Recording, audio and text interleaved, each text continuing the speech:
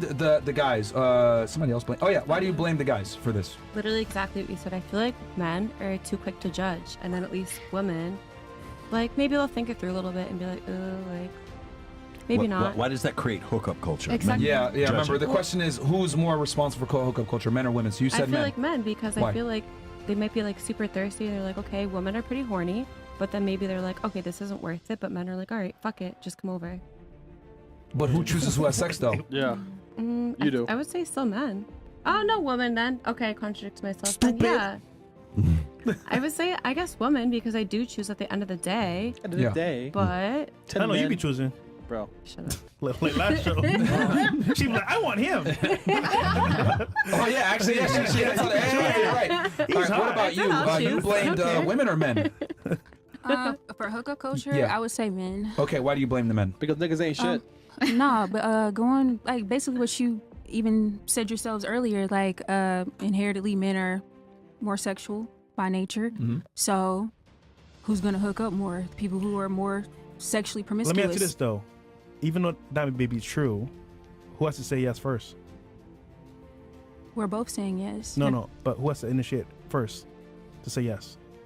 You're most actually, to be real, most of the time you're probably approaching a woman, right? Yeah. There's not that many women approaching you. When it comes to the actual act itself in the bedroom, who says yes first? The woman We're has to both confirm. saying you wouldn't even if you wouldn't even be in You a have to open woman's your legs bedroom. before I can even enter, right? But you probably chose the woman, right? She didn't come up to you. You're missing the point. Come on, man. Who has to open their legs before Who it gives enters? consent? You are smarter. The We woman. both are. Nigga, No, but Whose house are you going over to, huh?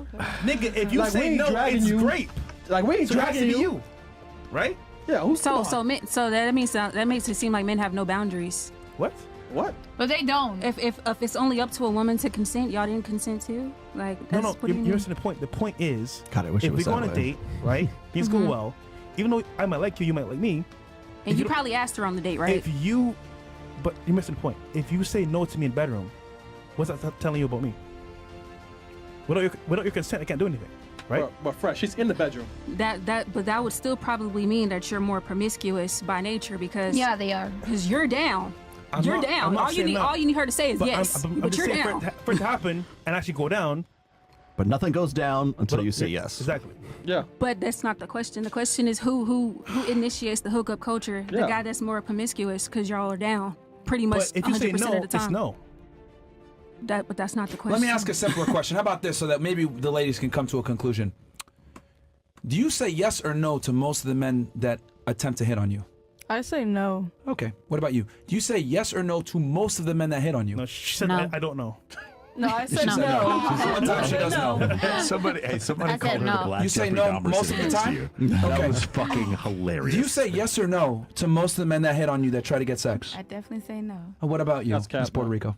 Respectfully, no. No. Okay, what about you? Do you say yes or no to most of the men that hit on you? No. Okay. What about you? No. What about you? No. You get it. She get it. So, well, it's most. It's most. Keyword, okay. So you do realize just by that means that most men are declined by just the ladies here at the panel.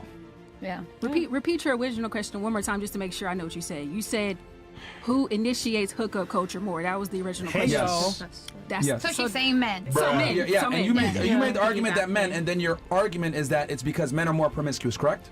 Correct. Okay. Then I followed up and asked all the ladies, do you allow most of the men that hit on you to hit? Most of them said no. Okay? And newsflash, we've asked this question to a bunch of girls. Most girls say no to like 90% plus of the men that go up to them. So even though men are more promiscuous and more horny and want to have sex, Yeah. that doesn't mean that they get it.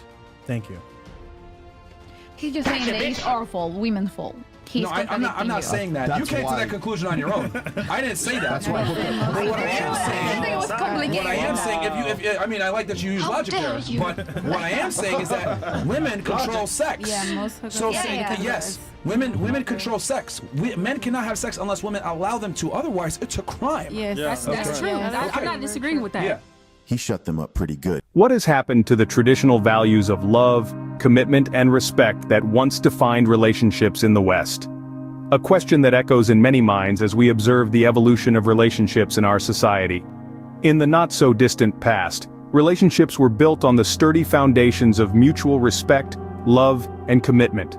The core idea was to build a life together, to grow, and to share experiences, creating a bond that was meant to last a lifetime. But times have changed, and so have the dynamics of relationships.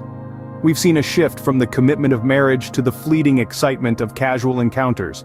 In this era of instant gratification, the idea of waiting, investing time, and nurturing a relationship seems to have taken a back seat. The rise of platforms like OnlyFans has further fueled this culture, providing an outlet for the commodification of intimacy. This has led to a surge in casual encounters, and the concept of body count has become a bragging point rather than a private matter. Body count, a term that refers to the number of intimate partners a person has had, is now seen as a measure of competition among friends or a measure of experience. The higher the body count, the more experienced one is perceived to be. This shift in perspective has significantly contributed to the transformation of relationships and the devaluation of meaningful connections. In the midst of all this, one cannot help but wonder who is to blame for this shift. As we continue to explore the evolution of relationships, we'll examine the role of modern women in the rise of hookup culture, the consequences of these changes, and the impact on men. Stay tuned as we dive deeper into this intriguing subject. Could it be that modern women, those who reject traditional values, are the driving force behind this change? Let's explore this question deeper. In today's era, many women are shifting from traditional values that once dictated their roles in society. This shift is partly due to the rise of a more liberal, independent, and self-empowered mindset. It's the era where women are reclaiming their sexual agency, and it's interesting to see how this shift plays out in the realm of relationships. Now, the term body count has infiltrated our conversations. It refers to the number of sexual partners a person has had. Some modern women proudly share their high body counts, viewing it as a testament to their liberated attitudes towards sex. This trend is a significant departure from the past when such topics were considered taboo. Moreover, platforms like OnlyFans have gained popularity. This online service allows creators to earn money from users who subscribe to their content. It's a platform that has been embraced by many women who use it to share explicit content. The rise of OnlyFans signifies a new age where women are monetizing their sexuality, a concept that was unthinkable in the traditional paradigm. Plus, no man wants to be in a committed relationship with a woman that anyone can just easily pay to see without any clothes on. However, it's important to note that these changes in behavior and attitudes are not characteristic of all women. It's a spectrum, with some women fully embracing these changes, some rejecting them outright, and others falling somewhere in between.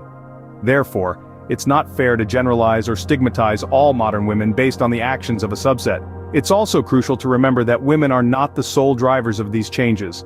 Society as a whole, including men, plays a significant role. The dynamics of relationships have evolved due to various cultural, technological, and societal factors. It's clear that the dynamics of relationships are changing, but what are the implications of these changes? Stay tuned as we delve deeper into the consequences of this shift in the following scenes. What happens when sex becomes a commodity, freely available without the need for commitment? This is the question we must ask when delving into the consequences of the hookup culture.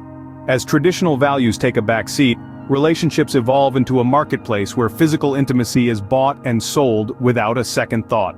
This transactional approach leaves no room for the sacredness of love and commitment. Instead, it fosters a culture of instant gratification and non-committal behavior. The implications of this shift are far-reaching. For one, the incentive for men to marry is significantly reduced. Why invest in a lifelong commitment when the pleasures of intimacy are readily available without the need for emotional investment or responsibility? This mindset not only devalues the institution of marriage but also undermines the importance of emotional connection and mutual respect in relationships. Moreover, this culture promotes the Chad or Tyrone phenomenon. The modern woman, often guided by superficial standards, tends to choose partners who may not be interested in commitment or who may not make for good fathers to their children. The nice, respectful guy who values her and treats her well often gets sidelined. This selection bias further fuels non-committal behaviors among men, creating a vicious cycle that's hard to break. This culture also gives rise to a skewed power dynamic. Women who traditionally hold the keys to intimacy can wield this power to their advantage. However, this short-term gain can lead to long-term loss. By commodifying intimacy, they risk losing respect and commitment from their partners. Finally, the toll of this culture on men cannot be underestimated. Many men, especially those who value commitment, are left feeling undervalued and overlooked. They are left questioning their worth in an environment that seems to value physicality over emotional connection. In a world where sex is freely available, what happens to the values of commitment and respect? This is a question we must ponder deeply as we navigate the complex landscape of modern relationships. The answers we find will not only shape our individual lives, but also the future of our society. How are men responding to these changes in the dating landscape? This is a question that many are asking, and the answer is as complex as the issue itself. The modern dating scene, fueled by the advent of hookup culture, has certainly had a profound impact on men and their relationships with women. Men are increasingly reluctant to commit to women who boast high body counts or have OnlyFans accounts. This may seem shallow or judgmental on the surface, but this reluctance stems from a deeper place of understanding the inherent value of commitment and exclusivity. Why would men invest their time, effort, and resources into a relationship when the woman they are with views sex as a casual, non-committal act? This reluctance is further compounded by the concept of layaway. This term refers to men who are kept on the sidelines by women as a backup plan, waiting for when they decide to take a break from the carousel of casual relationships. It's a demeaning position to be in, one that many men are not willing to accept. They don't want to be the second choice, the fallback option. They want to be the priority. Perhaps the most daunting aspect of this new dating culture for men is the prospect of providing for another man's child. The thought of raising a child that isn't biologically theirs, especially in a culture where fidelity is not guaranteed, is a significant deterrent for many men. They're also aware of the potential for emotional and financial turmoil that such situations can bring. And can you imagine the embarrassment and hurt when these modern women openly admit on camera that they've cheated on their partners? This public humiliation is another nail in the coffin of men's willingness to commit. So, how are men responding? They are adapting as they must, but this adaptation comes at a cost. Men are becoming more cautious, more guarded, and less willing to commit. The implications of this shift are far-reaching and will undoubtedly shape the future landscape of relationships. When the rules of the game change, the players must adapt, but at what cost? Where do we go from here? What does the future hold for relationships in the West? As we gaze into the crystal ball of the future, we find ourselves standing at a crossroads. The path we choose to follow will determine the course of relationships for generations to come. Will we see a return to traditional values, or will the evolution of relationships continue at its current pace? The current trajectory suggests that the hookup culture is here to stay, at least for the foreseeable future. As we've seen, the dynamics of relationships have changed drastically, with traditional values often taking a back seat. The focus on instant gratification and the free milk mentality have become commonplace, leading to a cycle of fleeting encounters and a devaluation of commitment. However, change is the only constant in life. Just as we've seen a shift from traditional values to hookup culture, we might witness another shift in the future, perhaps a return to traditional values or a new form of relationship we haven't yet imagined. We're already seeing signs of change bubbling beneath the surface. A growing number of people are expressing dissatisfaction with the transient nature of hookup culture, longing for deeper connections and more meaningful relationships. There's a renewed interest in commitment, respect, and mutual understanding, with many seeking a balance between modern freedoms and traditional values. The future could hold a hybrid model, where individuals have the freedom to explore their desires, but also appreciate the value of commitment. In this model, respect and understanding would be paramount, with open communication and honesty forming the bedrock of relationships. The future is unwritten, and the path we take will be determined by the choices we make today. As we navigate this new landscape, it's crucial to remember the importance of respect, commitment, and mutual understanding. So let's tread wisely, shaping a future where every relationship is valued and cherished, irrespective of its form. As we navigate this new landscape, it's crucial to remember the importance of respect, commitment, and mutual understanding.